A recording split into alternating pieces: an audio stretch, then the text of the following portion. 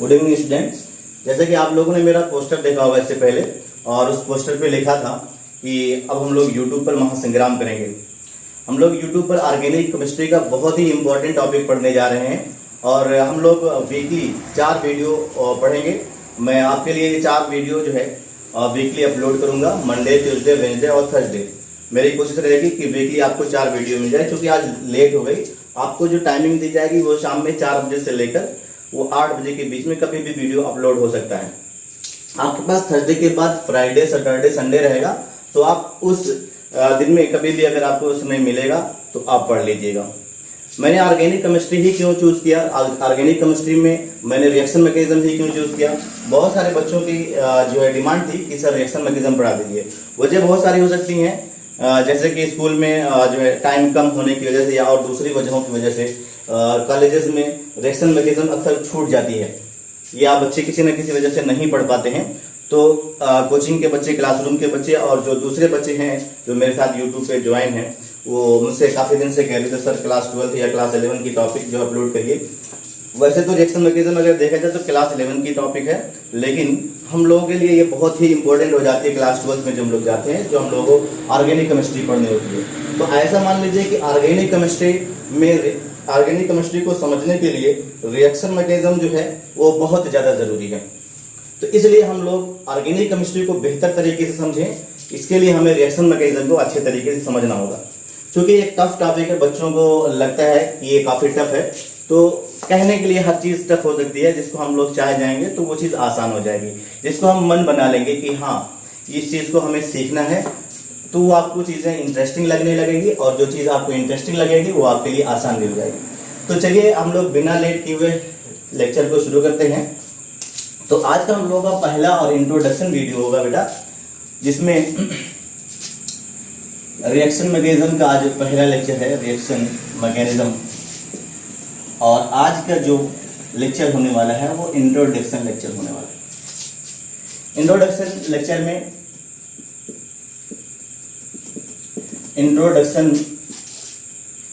Lecture में मैं कुछ चीज़ें आपको रिएक्शन मैकेनिज्म की शुरुआत में कुछ चीज़ें मैं आपको पढ़ाना चाहता हूँ और कुछ चीज़ें आपको बताना चाहता हूँ। हो सकता है कि उनमें से आपको बहुत सारी चीज़ें पहले से ही पता हो, बहुत ज़्यादा ज़रूरी है।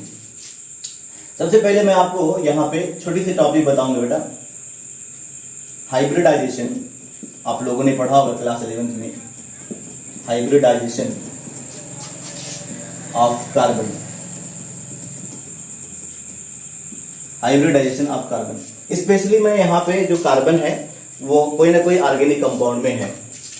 यहाँ पे जो कार्बन है वो ऑर्गेनिक कार्बन, हम लोग ऑर्गेनिक कंपाउंड का कार्बन की बात कर रहे हैं। लाइक हाइड्रोकार्बन हो सकता है या कोई ऑर्गेनिक एसिड हो सकता है, कुछ भी हो सकता है। हम उसमें कार्बन का हाइब्रिडाइजेशन की बात करने जा रहे हैं। कार्बन का हाइब्रिडाइजेशन अगर आपको निकालना हो या किसी भी कंपाउंड का अगर आपको हाइब्रिडाइजेशन निकालना होता है तो हम लोग के पास फार्मूला होता है।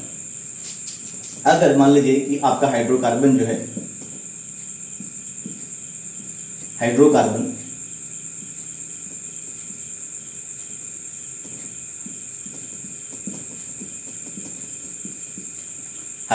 जो है हो सकता है कि वो न्यूट्रल हो सकता है कि वो न्यूट्रल, और हो सकता है कि वो चार्ज हो।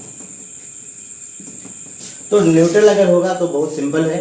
इसके लिए हम लोग क्या करते हैं, कार्बन का जो हाइब्रिडाइजेशन होता है मैक्सिमम वो होता है बेटा sp3, और जितना भी कार्बन के अराउंड पाई बॉन्ड बनते हैं उसको हम लोग माइनस कर देते हैं। इसको हम लोग sp3 माइनस पाई रूल भी कहते हैं। अगर आपके पास कोई हाइड्रोकार्बन है, उस हाइड्रोकार्बन का में अगर आप कार्बन का हाइब्रिडाइजेशन निकालना चाहते हैं तो कार्बन का हाइब्रिडाइजेशन sp3 मानकर काम करेंगे। अगर कार्बन के अराउंड कोई भी पाई बॉन्ड बना हुआ है तो उस sp3 में से उस पाई बॉन्ड के नंबर को हम लोग माइनस कर देंगे, वो कार्बन का हाइब्रिडाइजेशन आ जाएगा। लेकिन ये sp3 माइनस पाई रूल, किसी भी कार्बन का हाइब्रिडाइजेशन क्या आएगा बेटा, sp3 आएगा। फिर हम लोग देखेंगे कि क्या कार्बन जो है अपने चारों तरफ सभी बॉन्ड सिंगल यानी सिग्मा बॉन्ड बनाया हुआ है या कोई पाई बनाया है। अगर सारे बॉन्ड सिंगल हैं, अर्थात अगर सारे बॉन्ड सिंगल है, सिग्मा बॉन्ड है, तो sp3 होगा। अगर कोई पाई बॉन्ड बनाया होगा तो उस sp3 में से हम पाई बॉन्ड को माइनस कर देंगे। वो न्यूट्रल स्पीसीज में न्यूट्रल स्पीसीज में कार्बन का हाइब्रिडाइजेशन हम लोग इसी तरीके से निकालते हैं, sp3 - 5, एक शॉर्टकट होता है। इसी तरीके से अगर आपके पास चार्ज स्पीसीज है, आपके पास चार्ज या आपके पास रेडिकल स्पीसीज है, तो यहाँ पे हम लोग कैसे हम लोग निकालेंगे, यहाँ पे हम लोग कैलकुलेट करेंगे electron pair. Electron pair is equal to bond pair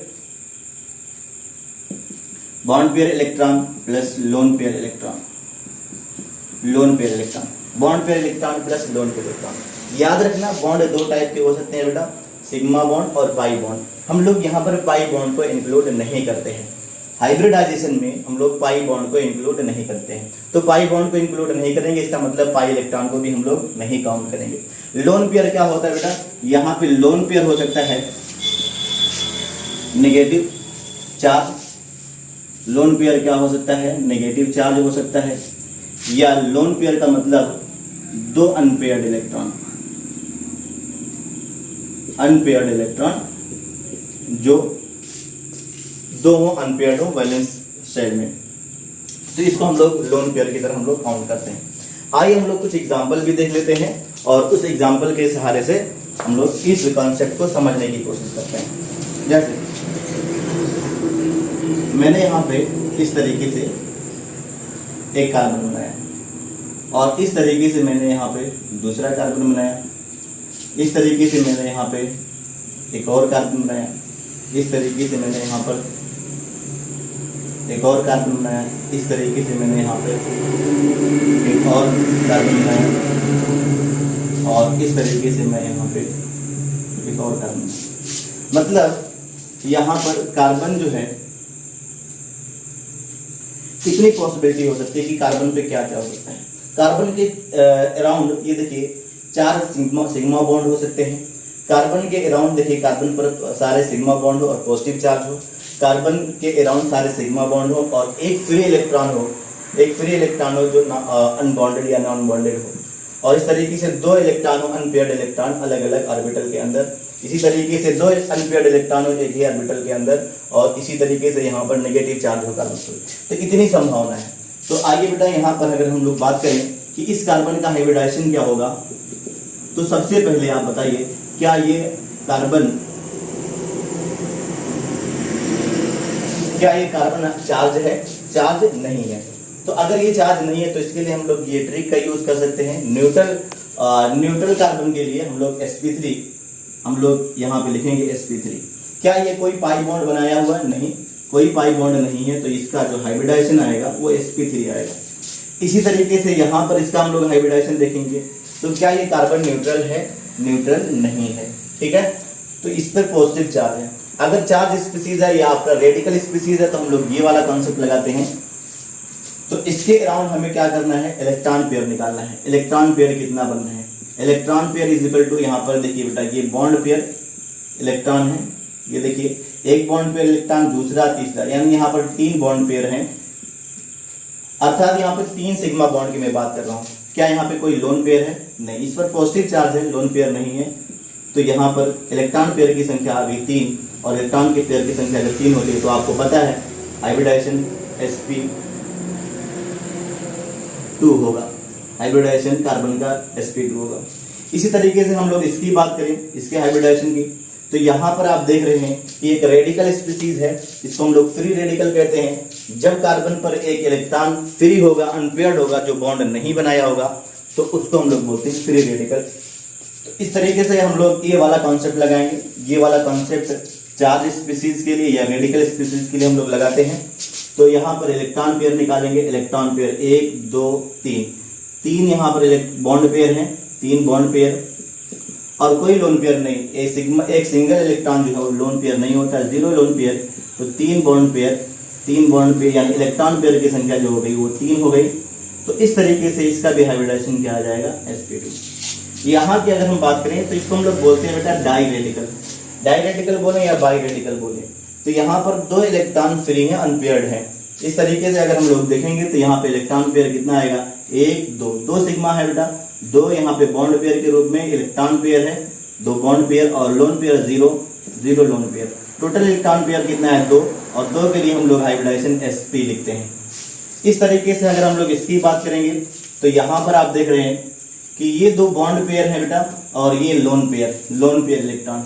इस तरीके से इसका हाइब्रिडाइजेशन हो जाएगा। इलेक्ट्रॉन पेयर हम लोगों को कैलकुलेट करना होगा, दो बॉन्ड पेयर और एक लोन पेयर। इस तरीके से आप देखेंगे 3 इलेक्ट्रॉन पेयर, और 3 इलेक्ट्रॉन पेयर के लिए हम लोग sp2 लिखते हैं। और यहाँ पे अगर हम लोग बात करेंगे तो इलेक्ट्रॉन पेयर यहाँ पे भी कैलकुलेट करना होगा। 3 बॉन्ड पेयर है, 3 बॉन्ड पेयर और एक नेगेटिव का मतलब एक तो इस कार्बन का खुद का इलेक्ट्रॉन है और एक इलेक्ट्रॉन एक्स्ट्रा है, मतलब एक नेगेटिव का मतलब होता है 2 इलेक्ट्रॉन, यानी इसको हम लोग एक लोन पेयर की तरह हम लोग यूज कर सकते हैं। तो टोटल यहाँ पे जो इलेक्ट्रॉन पेयर हो गए वो 4, और 4 इलेक्ट्रॉन पेयर के लिए हम लोग लिखते हैं sp3। इतनी बात शायद आपको क्लियर हो रही है। तो कोई भी अगर आपको कार्बन किसी भी रूप में दे दिया जाए तो आप उसका हाइब्रिडाइजेशन बड़े आसानी से निकाल ले जाएंगे। ठीक है बेटा, और ये सब आप क्लास 11th में कहीं ना कहीं पढ़े होंगे। और ये सारी चीजें जो हाइब्रिडाइजेशन क्या होता है, किसे कहते हैं sp, और sp का मतलब क्या होता है, sp2 का मतलब क्या होता है, sp3 का मतलब क्या होता है, इसके आगे भी होता है। लेकिन फिलहाल हम लोग कार्बन का हाइब्रिडाइजेशन देख रहे हैं, जो मैक्सिमम कितना हो सकता है, sp3 हो सकता है। वैसे तो हाइब्रिडाइजेशन की बात करें तो sp3d, sp3d2, इस तरीके से बहुत सारे हाइब्रिडाइजेशन हो सकते हैं। उम्मीद है आपको क्लियर हो रहा होगा। क्योंकि बेटा हम लोग ऑर्गेनिक केमिस्ट्री की बात कर रहे हैं, और ऑर्गेनिक केमिस्ट्री की हिंदी होती है कार्बनिक रसायन, जिसमें हम लोग कार्बन और उसके कंपाउंड को हम लोग स्टडी करते हैं। चलिए हम लोग एक आध एग्जांपल और लेते हैं और वहां पे इसको और अच्छे तरीके से समझने की कोशिश करते हैं। इस तरीके से हमारे पास एक एग्जांपल है CH2 डबल बॉन्ड और यहाँ पे CH, और इस तरीके से यहाँ पे आ गया negative, CH2 double bond CH, इस तरीके से आ गया यहाँ पर पॉजिटिव, और इस तरीके से यहाँ पर CH3 और यहाँ पर आ गया CH2 और यहाँ पे आ गया पॉजिटिव। तो यहाँ पे कुछ आपको मैं अब की बार इस तरीके से अलग टाइप का क्वेश्चन यहाँ पे दिया हूँ। आप उस कार्बन का हाइब्रिडाइजेशन बताइए जिस कार्बन पर कोई ना कोई चार्ज है। इसकी बात नहीं कर रहे हैं, इसका हाइब्रिडाइजेशन क्या होगा। इसका हाइब्रिडाइजेशन निकालना है तो सबसे पहले आप निकाल लीजिए इलेक्ट्रॉन पेयर कितने बन रहे हैं।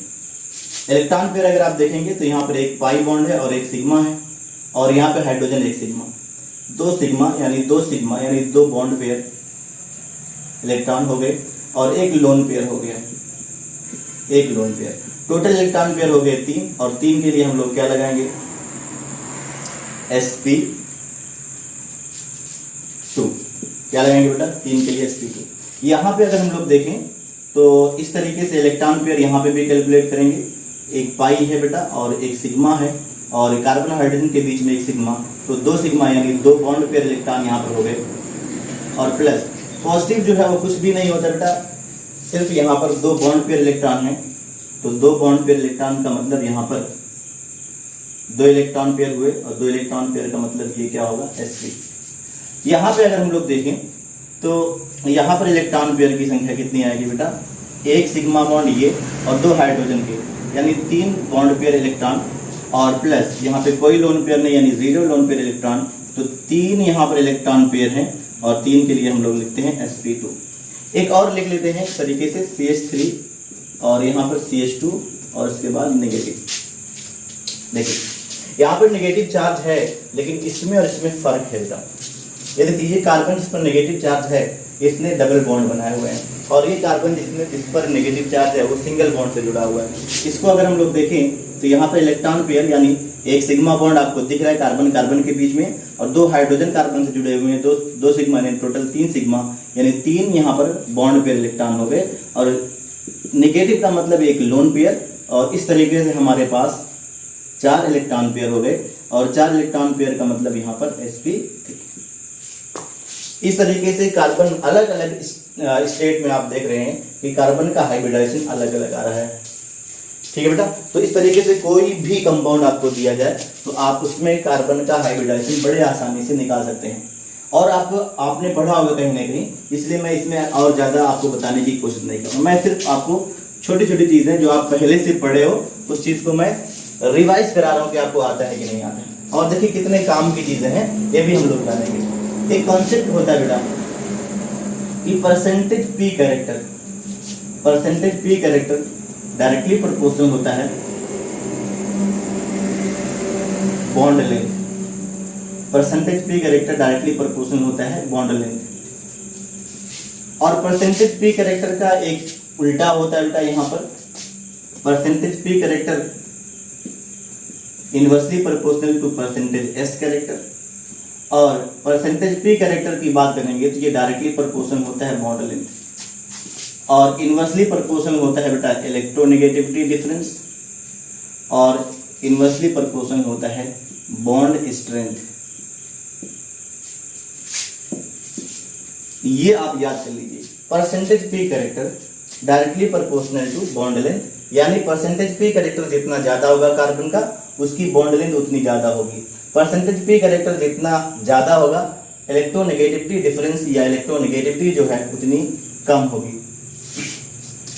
इलेक्ट्रोनेगेटिविटी की बात कर लें, इलेक्ट्रोनेगेटिविटी परसेंटेज पी कैरेक्टर जितना ज्यादा होगा बॉन्ड स्ट्रेंथ उतनी, बॉन्ड लेंथ उतनी ज्यादा होगी। बॉन्ड लेंथ जितनी ज्यादा होगी बॉन्ड स्ट्रेंथ उतनी कम होगी। जो या तो हम परसेंटेज पी कैरेक्टर से क्वेश्चन को सॉल्व कर लें, या तो इसका उल्टा परसेंटेज एस कैरेक्टर से हम लोग क्वेश्चन को सॉल्व कर लें। समझ गए बेटा? अब मैं आपको बताता हूं कि कार्बन का जो हाइब्रिडाइजेशन है वो कार्बन का मिनिमम हाइब्रिडाइजेशन या तो क्या होगा, मैक्सिमम हाइब्रिडाइजेशन sp3 हो सकता है। कार्बन का मीडियम जो हाइब्रिडाइजेशन है वो sp2 हो सकता है। कार्बन का जो मिनिमम हाइब्रिडाइजेशन है वो sp हो सकता है। यानी कार्बन का 3 हाइब्रिडाइजेशन होता है। यानी कार्बन जब सारे बॉन्ड सिंगल बनाया होगा सिग्मा बॉन्ड, तो उसका हाइब्रिडाइजेशन क्या होगा, sp3 होगा। इस तरीके से sp2 और इस तरीके से sp, 3 हाइब्रिडाइजेशन कार्बन के पॉसिबल हैं।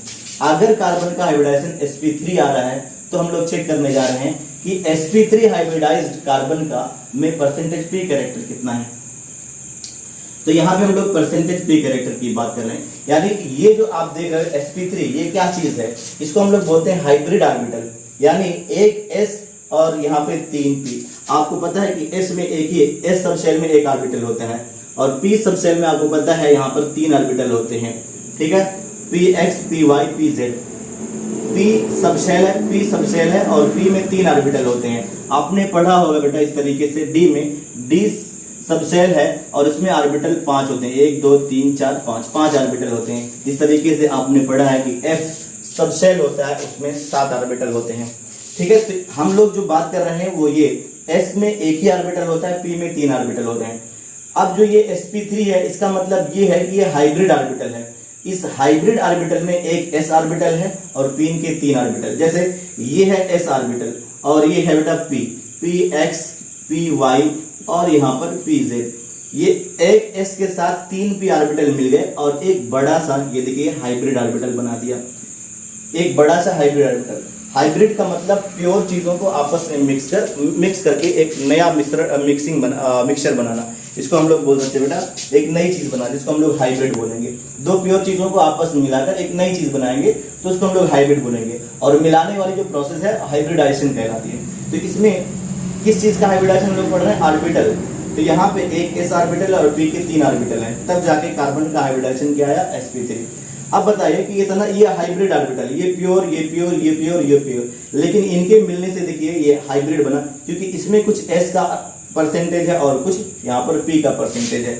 तो वही चीज हम लोग यहाँ पर परसेंटेज p कैरेक्टर निकालना जा रहे हैं कि इस हाइब्रिड ऑर्बिटल में, sp3 हाइब्रिड ऑर्बिटल में p का परसेंटेज कितना है। तो देखिए बेटा परसेंटेज p कैरेक्टर, यहाँ पे मैं कैरेक्टर भी लिख रहा हूँ, परसेंटेज p कैरेक्टर कितना होगा। अब बताइए कि जो हाइब्रिड ऑर्बिटल बना वो 4 ऑर्बिटल से बना है, 3p और एक s। तो टोटल ऑर्बिटल यहाँ पर कितने हैं बेटा, हाइब्रिड बनाने के लिए 4 ऑर्बिटल। p का कैरेक्टर, p का परसेंटेज निकालना है, तो p के कितने ऑर्बिटल है बेटा 3, और टोटल ऑर्बिटल कितने हैं, p के 3 और एक s के टोटल 4। तो इस तरीके से हम लोगों को परसेंटेज निकालना है, मल्टीप्लाई क्या करेंगे बेटा 100, और इस तरीके से आ जाएगा आपका, इस तरीके से आ जाएगा आपका 25 चौका कितना हो जाएगा बेटा 100, और ये कितना हो जाएगा 25 × 75 यानी 75%। तो परसेंटेज p कैरेक्टर यानी sp3 में आप ऐसे ही देख लीजिए कि टोटल 4 ऑर्बिटल मिलकर एक हाइब्रिड ऑर्बिटल बना रहे हैं, और s का उसमें सिर्फ एक ऑर्बिटल है, तो s का कितना परसेंट हुआ 25%, बाकी 3 है p, तो p के कितना ऑर्बिटल कितना परसेंट हो जाएगा 75%। इस तरीके से अगर हम लोग इसका परसेंट इसमें मतलब उस कार्बन का हाइब्रिडाइज उस कार्बन में परसेंटेज पी करेक्टर जिस कार्बन का हाइब्रिडाइजेशन sp2 हो। तो यहाँ पे अगर हम लोग परसेंटेज पी करेक्टर निकालेंगे तो p टोटल 3 ऑर्बिटल है, उसमें p कितने हैं बेटा 2, टोटल 3 है, मल्टीप्लाई बाई 100। ये अगर हम बात करेंगे तो कितना हो जाएगा, ये हो जाएगा लगभग 200 डिवाइड बाई 3, ये लगभग 66.66%। इस तरीके से अगर हम लोग बात करेंगे यहाँ पर परसेंटेज पी करेक्टर, तो p का कितना ऑर्बिटल है बेटा 1, और टोटल ऑर्बिटल एक p और एक s, तो 2 मल्टीप्लाई बाई 100, क्योंकि परसेंटेज निकाल रहे हैं तो 50 आ जाएगा, 50%। आप देखिए कि यहाँ पे आप देख रहे हैं कि जिस कार्बन का हाइब्रिडाइजेशन sp3 है उसमें परसेंटेज पी करेक्टर 75 है, और जिस कार्बन का हाइब्रिडाइजेशन क्या है बेटा sp2 है उसमें परसेंटेज पी करेक्टर कितना है 66.67 कह लीजिए, और इसी तरीके से जिसका हाइब्रिडाइजेशन sp है उसका परसेंटेज पी करेक्टर कितना है बेटा 50। आप देखिए देख रहे हैं कि हाइब्रिड ऑर्बिटल एक s और एक p से बना हुआ है, 2 ही ऑर्बिटल हैं, तो p का परसेंटेज 50 ही होगा। तो इधर से इधर जाने पर यानी sp3 sp2 sp इधर से इधर जाने पर आप क्या देख रहे हैं कि जो परसेंटेज पी करेक्टर है, परसेंटेज पी करेक्टर ये क्या हो रहा है बेटा डिक्रीज कर रहा है, परसेंटेज पी करेक्टर डिक्रीज कर रहा है। और यहाँ पे आप बताइए कि परसेंटेज पी करेक्टर अगर घटेगा, परसेंटेज पी करेक्टर अगर बढ़ेगा, तो इलेक्ट्रोनेगेटिविटी की मैं बात करने जा रहा हूँ बेटा। परसेंटेज पी करेक्टर अगर बढ़ेगा मतलब ज्यादा होगा, तो ये उल्टा होगा क्योंकि ये दूसरे के इनवर्सली प्रोपोर्शनल है, ठीक है। तो इलेक्ट्रोनेगेटिविटी क्या होगी, घटेगी। इधर से इधर जा रहे हैं तो परसेंटेज पी करेक्टर क्या हो रहा है बेटा, घट रहा है। ये देखिए परसेंटेज पी करेक्टर घटेगा तो इलेक्ट्रोनेगेटिविटी क्या होगी बेटा, बढ़ेगी। तो परसेंटेज पी करेक्टर इधर से इधर जाने पर घट रहा है, तो इलेक्ट्रोनेगेटिविटी जो है, ठीक है, जिसको मैं एक्स से लिख दे रहा हूँ बेटा, इलेक्ट्रोनेगेटिविटी जो EN यहाँ पे लिखा है इसको मैं एक्स से लिख दे रहा हूँ, इलेक्ट्रोनेगेटिविटी बढ़ेगी, ठीक है। इस तरीके से और भी कॉन्सेप्ट हम लोग निकाल सकते हैं। इलेक्ट्रोनेगेटिविटी बढ़ेगी तो बॉन्ड स्ट्रेंथ भी क्या होगा बेटा, बढ़ेगा, ठीक है, क्योंकि इलेक्ट्रोनेगेटिविटी और बॉन्ड स्ट्रेंथ एक दूसरे के डायरेक्टली प्रोपोर्शनल है। इतनी बात शायद आपको क्लियर हो गई। एक चीज जो मैं आपको बताना चाह रहा हूँ क्या, कि sp कार्बन 3 रूप में है। एक वो कार्बन जिसका हाइब्रिडाइजेशन sp3 है, और एक वो कार्बन जिसका हाइब्रिडाइजेशन sp2 है, और एक वो कार्बन जिसका हाइब्रिडाइजेशन sp है। उन सभी कार्बन का अगर आप देखेंगे कि यहाँ पर इलेक्ट्रोनेगेटिविटी इधर से इधर जाने पर इलेक्ट्रोनेगेटिविटी क्या हो रही है बेटा, बढ़ रही है। यानी sp3 हाइब्रिडाइज कार्बन की इलेक्ट्रोनेगेटिविटी कुछ और है, और sp2 हाइब्रिडाइज कार्बन की इलेक्ट्रोनेगेटिविटी कुछ और है, sp हाइब्रिडाइज कार्बन की इलेक्ट्रोनेगेटिविटी कुछ और है। यानी कार्बन एक ही एटम है, लेकिन अलग अलग स्टेट में, अलग अलग हाइब्रिड स्टेट में इसकी इलेक्ट्रोनेगेटिविटी अलग अलग हो जाती है। बहुत इंपॉर्टेंट पॉइंट बेटा, ठीक है, शायद आप समझ पा रहे हो। तो यहाँ पे मैं एक चीज आप लिखाऊंगा, ये आप नोट कर लीजिए, इसको मैं मिटाना चाह रहा हूं, इसको मैं मिटाना चाह रहा हूं। यानी एक वो carbon CH3 CH3 CH2 CH2 CH CH। अगर आप यहाँ पे हाइब्रिडाइजेशन निकालेंगे तो आएगा sp3, इस कार्बन का भी इस कार्बन का भी। ये देखिए बेटा sp3 sp3। अगर इस कार्बन के निकालेंगे बेटा तो आएगा sp2, और यहाँ पे देखिए sp2, और इसका अगर आप निकालेंगे तो आएगा sp sp। समझिए ना। तो आप देख रहे हो कि यहाँ पर ये जो कार्बन है इसका हाइब्रिडाइजेशन sp3 है, ये जो कार्बन है इसका हाइब्रिडाइजेशन sp2 है, ये जो कार्बन है इनका हाइब्रिडाइजेशन sp है। तो इधर से इधर जाने पर परसेंटेज पी कैरेक्टर क्या हो रहा है बेटा, परसेंटेज पी कैरेक्टर इधर से इधर जाने पर घट रहा है। तो इलेक्ट्रोनेगेटिविटी क्या होगी, इलेक्ट्रोनेगेटिविटी किसकी बेटा, कार्बन की। इलेक्ट्रोनेगेटिविटी उल्टा होता है परसेंटेज पी कैरेक्टर के। अच्छा एक चीज और बता दीजिए, परसेंटेज पी कैरेक्टर इधर से इधर बढ़ रहा है तो मैं कह सकता हूँ परसेंटेज एस कैरेक्टर क्या होगा बेटा, इधर से इधर जाने पर परसेंटेज पी कैरेक्टर घट रहा है तो परसेंटेज एस कैरेक्टर बढ़ेगा। मैं एक ही चीज से रिलेट करना चाह रहा हूँ ताकि आप कंफ्यूज ना हो बेटा। परसेंटेज पी कैरेक्टर जब बढ़ेगा तो इलेक्ट्रोनेगेटिविटी क्या होगी, घटेगी, और परसेंटेज पी कैरेक्टर अगर घटेगा तो इलेक्ट्रोनेगेटिविटी जो है बेटा वो बढ़ेगा, ठीक है, इधर से इधर जाने पर। कहने का मतलब ये है कि ये वाला जो कार्बन है जो ट्रिपली बॉन्डेड है बेटा, ये वाला जो कार्बन इसका हाइब्रिडाइजेशन sp है, और ये वाला जो कार्बन है इसका हाइब्रिडाइजेशन क्या है, sp3 है। तो कहने का मतलब ये है कि इस कार्बन की इलेक्ट्रोनेगेटिविटी जो ट्रिपली बॉन्डेड है उसकी ज्यादा है इलेक्ट्रोनेगेटिविटी, और इस कार्बन की जो इलेक्ट्रोनेगेटिविटी है वो कम है। जिसकी इलेक्ट्रोनेगेटिविटी ज्यादा होती है। मैंने आपको पीरियोडिक टेबल में पढ़ाया था इलेक्ट्रोनेगेटिविटी क्या होती है, हाई स्कूल से हम लोग पढ़ते चले आ रहे हैं और 11th में इसको डिटेल में पढ़ते हैं इलेक्ट्रोनेगेटिविटी क्या होती है। जिसकी भी इलेक्ट्रोनेगेटिविटी ज्यादा होती है, इलेक्ट्रोनेगेटिविटी जिसकी ज्यादा होती है, उस बंदे को या उस एलिमेंट को हम लोग इलेक्ट्रोनेगेटिव कह देते हैं। क्या कह देते हैं? Electronegative atom. जिसके इलेक्ट्रोनेगेटिविटी ज्यादा होती है उस बंदे को क्या कहते हैं? Electronegative atom. हर एलिमेंट की कुछ ना कुछ इलेक्ट्रोनेगेटिविटी होती है। मैंने आपको पढ़ाया था इलेक्ट्रोनेगेटिविटी मींस कमीनापन, ठीक है बेटा। इलेक्ट्रोनेगेटिविटी वह कैरेक्टर है जिसके कारण एटम मॉलिक्यूल के अंदर जो बॉन्ड पे इलेक्ट्रॉन होते हैं उनको अपनी ओर खींचते हैं, ठीक है। तो ये इलेक्ट्रोनेगेटिविटी का मतलब कमीनापन। हमारे पास 118 एलिमेंट है और हर एलिमेंट की अपनी अपनी इलेक्ट्रोनेगेटिविटी होती है। ठीक इसी तरीके से जिन एलिमेंट की इलेक्ट्रोनेगेटिविटी ज्यादा होती है उसको हम लोग इलेक्ट्रोनेगेटिव कह देते हैं, और जिनकी इलेक्ट्रोनेगेटिविटी कम होती है, इलेक्ट्रोनेगेटिविटी जैसे इसकी इलेक्ट्रोनेगेटिविटी परसेंटेज पी कैरेक्टर से देखें तो कम होती है। इतनी कम होती है कि इनके ऊपर ये चीज शोभा नहीं देती कि इनको हम इलेक्ट्रोनेगेटिव कहें, तो इनको हम लोग क्या कह देते हैं? इलेक्ट्रोपॉजिटिव। बहुत सिंपल ट्रिक से मैं आपको समझाता हूं कि जैसे हर इंसान के पास क्या होता है बेटा, हर इंसान के अंदर कमीनापन होता है, कोई भी इंसान कितना भी शरीफ हो।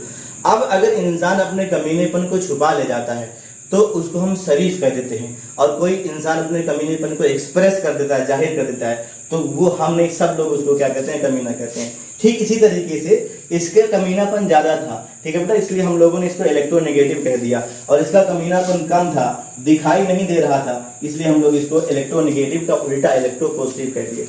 याद रखना बेटा, हम लोगों ने इलेक्ट्रोनेगेटिविटी जो पढ़ा था उसका मतलब ये होता है कि इलेक्ट्रोनेगेटिव एटम हमेशा बॉन्ड पेयर इलेक्ट्रॉन को क्या करेंगे बेटा? खींचेंगे। तो ये क्या करते हैं? Electron withdrawing. ये क्या होता है बेटा? इलेक्ट्रॉन विड्राइंग नेचर के होते हैं।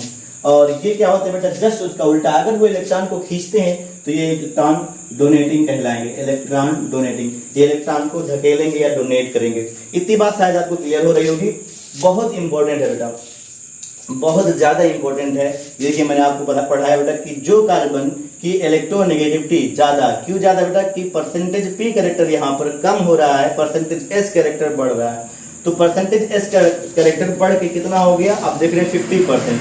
पहले कितना था? 25, अब कितना हो गया? 50%। परसेंटेज एस कैरेक्टर बढ़ेगा या परसेंटेज पी कैरेक्टर घटेगा? इलेक्ट्रोनेगेटिविटी बढ़ेगी। इलेक्ट्रोनेगेटिविटी ज्यादा तो उस एलिमेंट को हम लोग इलेक्ट्रोनेगेटिव कहेंगे। जो इलेक्ट्रोनेगेटिव एलिमेंट होता है वो इलेक्ट्रॉन को अपनी ओर खींचता है, और जो जिसकी इलेक्ट्रोनेगेटिविटी कम होती है उसको हम इलेक्ट्रोपॉजिटिव कह देते हैं। और इलेक्ट्रोनेगेटिव का जस्ट उल्टा क्या होता है बेटा? इलेक्ट्रोपॉजिटिव। अगर वो इलेक्ट्रॉन को विड्रा कर रहा है, खींच रहा है, तो ये क्या करेगा? इलेक्ट्रॉन को डोनेट करेगा, धकेलेगा। इतनी बात क्लियर हो रही होगी आपको, ठीक है। मैं मिटा दे रहा हूं बेटा। तो ये छोटी छोटी चीजें थी। अभी मैंने यहाँ पे कुछ, देखिए कुछ पॉइंट यहाँ पे लिखे थे। यहाँ पर एक एग्जांपल लिया था, एक वही एग्जांपल में फिर से लिख रहा हूँ। CH3 और CH3 इस तरीके से आप देख रहे हो बेटा, CH2 डबल बॉन्ड CH2। इस तरीके से आप देख रहे हो CH ट्रिपल बॉन्ड CH।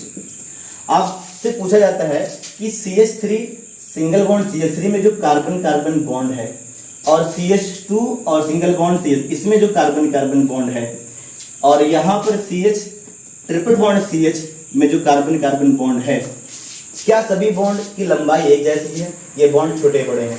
तो आप देख रहे हो बेटा यहाँ पे परसेंटेज पी कैरेक्टर क्या हो रहा है? घट रहा है। Percentage P character directly proportional होता है बेटा बॉन्ड लेंथ। तो percentage P character directly proportional होता है bond length. Percentage P character घट रहा है इधर से इधर जाने पर, तो बॉन्ड लेंथ भी क्या करेगी बेटा? घटेगी। आप जानते हो कि सिंगल बॉन्ड जो होता है वो लंबा होता है, और जो डबल बॉन्ड होता है थोड़ा छोटा होता है, और जो ट्रिपल बॉन्ड होता है वो और ज्यादा छोटा होता है। अगर हम बॉन्ड स्ट्रेंथ की बात करें, किसकी बात करें बेटा? बॉन्ड स्ट्रेंथ की बात करें, तो बताइए जो सिंगल बॉन्ड है और आपके पास जो डबल बॉन्ड है, और इस तरीके से आपके पास जो ट्रिपल बॉन्ड है, 3 टाइप के बॉन्ड है, ठीक है बेटा। ये देखिए बॉन्ड स्ट्रेंथ, बॉन्ड लंबा है, आसानी से टूट जाएगा, यानी लंबा जो डंडा होता है आसानी से टूट जाएगा। लेकिन उस लंबे डंडे को अगर तोड़कर 2 एक में कर लो तो वो आसानी से नहीं टूटेगा। इस तरीके से अगर लंबे डंडे को 3 बराबर भाग में डिवाइड करके उसको इकट्ठा कर लो और फिर उसको तोड़ो तो और नहीं टूटेगा। इस तरीके से सिंगल बॉन्ड मीन्स ये वीक है, और डबल बॉन्ड जो है बेटा थोड़ा सा ये स्ट्रांग हो गया, और ट्रिपल बॉन्ड जो है और ज्यादा स्ट्रांग हो गया। कुल मिला के ये कहना चाह रहे हैं बेटा कि ये जो बॉन्ड है, आप लोगों ने पढ़ा होगा कि बॉन्ड मीन्स होता है फोर्स ऑफ अट्रैक्शन, यानी इस कार्बन और इस कार्बन के बीच में जो आकर्षण बल लग रहा है, फोर्स ऑफ अट्रैक्शन लग रहा है, इनकी तुलना में कम है। और यहाँ पर जो इन दोनों आइटम के बीच में जो फोर्स ऑफ अट्रैक्शन लग रहा है, इनकी तुलना में ये ज्यादा है और इनकी तुलना में कम है। और यहाँ पर फोर्स ऑफ अट्रैक्शन दो कार्बन आइटम के बीच में सबसे ज्यादा है। शायद आपको क्लियर हो रहा होगा। चलिए बेटा, ये मैंने आपको कुछ इंपॉर्टेंट पॉइंट बता दिए जो कि हम लोग पढ़ने वाले हैं रिएक्शन मैकेनिज्म। तो रिएक्शन मैकेनिज्म से मुझे छोटी सी आपको बात बतानी थी जो मैंने आपको बता दी। रिएक्शन मैकेनिज्म को हम लोग यहाँ पर कैसे पढ़ेंगे, कितने पार्ट में पढ़ेंगे, ये जानना जरूरी है, क्योंकि ये काफी कंफ्यूजिंग टॉपिक है। अगर हम लोग इसको सिस्टमेटिक तरीके से नहीं पढ़ेंगे तो काफी ज्यादा हम लोगों को कंफ्यूजन हो जाएगा। चलिए देखते हैं बेटा, सबसे पहले हम लोग यहाँ पर पढ़ेंगे इलेक्ट्रॉनिक इफेक्ट कि इलेक्ट्रॉनिक इफेक्ट क्या होता है। इलेक्ट्रॉनिक इफेक्ट सबसे पहला टॉपिक हम लोग का यही होगा, इलेक्ट्रॉनिक इफेक्ट क्या होता है। उसके बाद हम लोग पढ़ेंगे यहाँ पर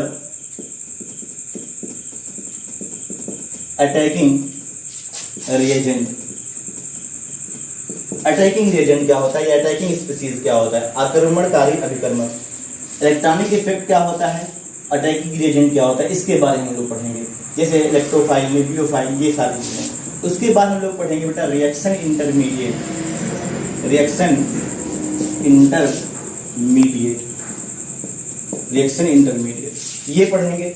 और उसके बाद हम लोग पढ़ेंगे टाइप्स ऑफ रिएक्शन,